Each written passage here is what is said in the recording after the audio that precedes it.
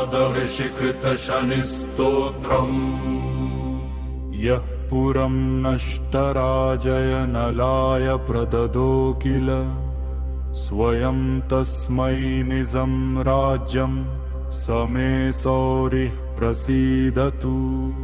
कोणस्थो लज्जन प्रख्यातः मनश्चैव प्रसारिणः छायामार्तण्डसम्भूतं नमस्यामि शनैश्चरम्। नमोऽर्कपुत्राय शनैश्चराय नीलारुणवर्णनिभाय च शूलाय राहुजम्भवकामदाय फलप्रदो मे भव सूर्यपुत्र। नमोऽस्तु प्रेतराजाय कृष्णदेहाय वै नमः। शनैश्वराय ते तुभ्यं शुद्धबुद्धिं प्रयच्छ मे।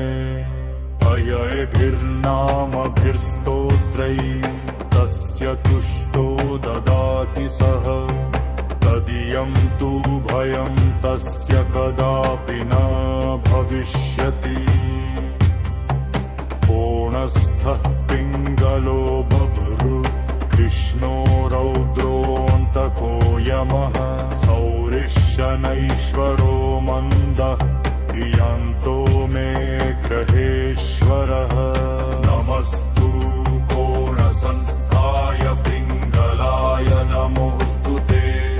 नमस्ते बभ्रुरूपाय कृष्णाय च नमोऽस्तु ते। नमस्ते रौद्रदेहाय नमस्ते बालकाय च नमस्ते यमसंज्ञाय